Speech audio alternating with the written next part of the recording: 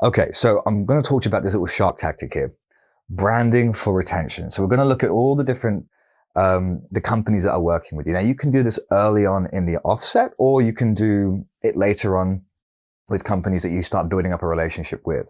Probably better to do it at the beginning of your interactions with them. It won't work for everyone because remember, you're trying to speak to other relevant businesses, right? So you're talking to, if you're in real estate, you're talking to big real estate investment houses, or you're speaking to whatever. It's the point is you're speaking to pre-established businesses.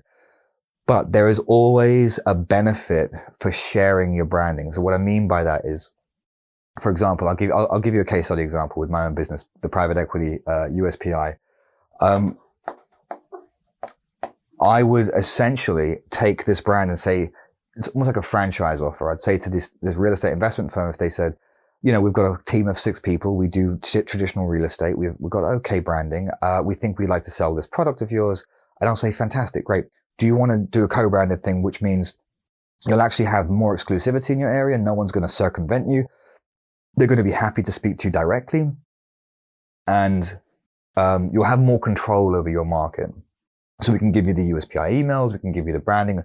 We can put your office address on the website. We'll give you some, print media and that sort of thing that you can have inside your business, coffee cups, mugs, that kind of stuff. Whatever the case is, anything that we could do, to make them look like us. So we co-branded essentially. So it's almost like having or taking on a franchise. It's almost like doing a joint venture with someone. It's pretty much the same in terms of how it's appearing, to the customers and they look.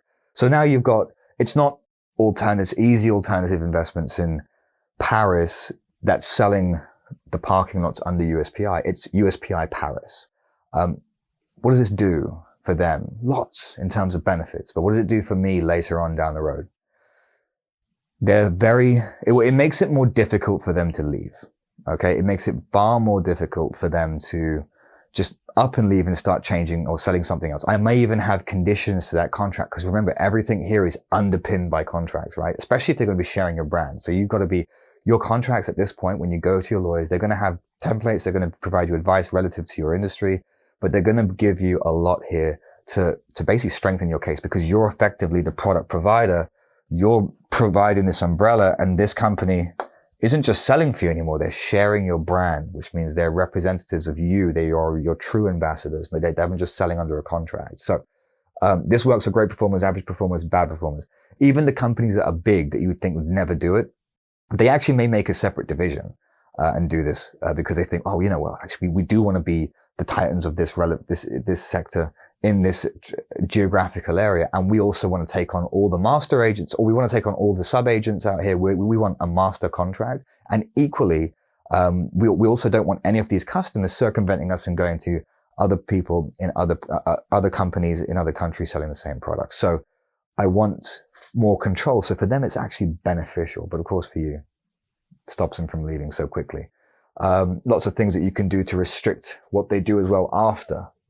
Because they have been sharing your brand, those laws, those legal commitments about trade secret laws, in-position solicitation, or prohibiting rules on in-position and when you post-position or whatever the case may be with the law.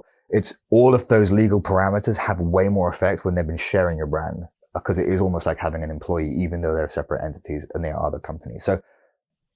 Sneaky move. If you want to start with it, works like a charm. Make sure you have a good product though, because you don't want to be bringing someone down. But it does work. So I'll see you in the next section.